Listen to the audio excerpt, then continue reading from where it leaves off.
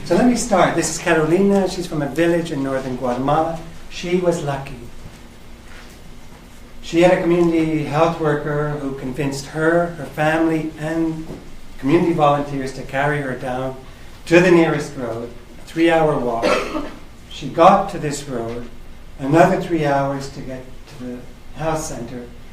Luckily for her, the community health worker had a telephone, was able to phone the health center, and the ambulance arrived. When we began working in Guatemala 15 years ago, there were 2 problems that we thought were critical to work on. One was how to get community health workers better training. And the second was, once they are there, how do we support them more effectively? So our approach has been to use innovation and technology, coupled with local initiative, and work with strategic alliances in Guatemala. We were very lucky in 2003 when we started to discover that CEDA was financing a project with the Center for Nursing Studies from Newfoundland. We partnered with them to help take rural indigenous youth, who you see on the right, from communities like Carolina's to come to rural health centers to become professional community health nurses. We used this picture on the left, is technology that we use today, but we found over the last 10 years that this technology worked very well, not just in the province where we started, but in the entire northern altiplano of Guatemala. About 10 years ago, we noticed that all of the students were coming out of classes and flipping out their cell phones and phoning people in their communities, phoning health services, and we wondered whether it was possible to imagine incorporating cell phones into the health system. The pictures that you see here are about maternal health, and the picture that you see on the left, your right here, is what is called Kawalk today. It's a suite of mobile health applications that allow community health nurses not just to make the phone calls that we saw those students making 10 years ago, but they're able to send and receive SMS messages. We've incorporated family community e-learning tools that have been developed in collaboration with the Ministry of Health. We've taken those tools and translated them into, in this case, Pokomchi and Kekchi. And we've started again with the Ministry of Health after lengthy discussions, you can't imagine, to develop basic epidemiological monitoring tools for data collection. So the data is collected every night, and every morning decision makers in regional health centers and provincial capitals at the national level are able to see what has happened the day before. This map shows you what all the health posts in northern Alta Verapaz, and you can see the lines to where they send their students, or they send their patients, sorry.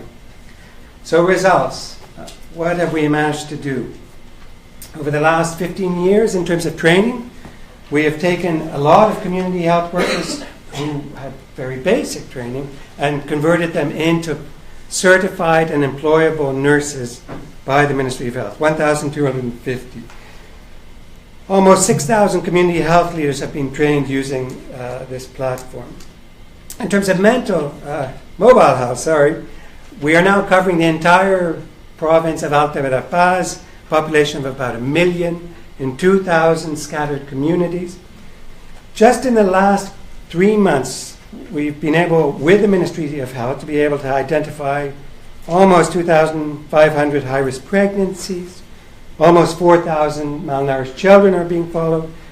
Phone calls that we saw from students in classes in 2007, in the last quarter there were 10,500 phone calls, which led to more than 1,000 people like Carolina being transferred from their communities safely to the health system. And according to the Ministry of Health's own figures, 1,200 lives have been saved. So for us at Tula, what do we think is important? We know that we have the money, and with the collaboration of the Government of Canada, we have more money, but making it work depends very much upon local ownership and local leadership. The Medical Office of Health in the Department of Alta Verapaz has been instrumental in taking ownership because they saw that these were applications that were working.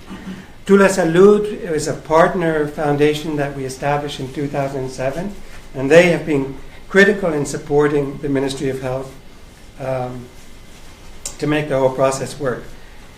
It also needs strategic alliances. Over the last 10 years, we've noticed that there have been 6 Minister of Health changes, 3 different health policy reforms, and we have found very strong partners.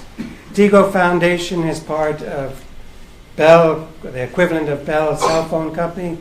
Powerful. McMaster University has provided expertise in various fields that has been critical to our success. The Alliance for Nutrition in Guatemala is a blue chip alliance of NGOs that make sure that government policy is implemented. And of course, the Government of Canada has been instrumental, not just in giving money here and supporting what we do in Guatemala, but the Canadian Embassy in Guatemala has been absolutely critical to our success in maintaining a policy dialogue with the government as we go through all of these changes.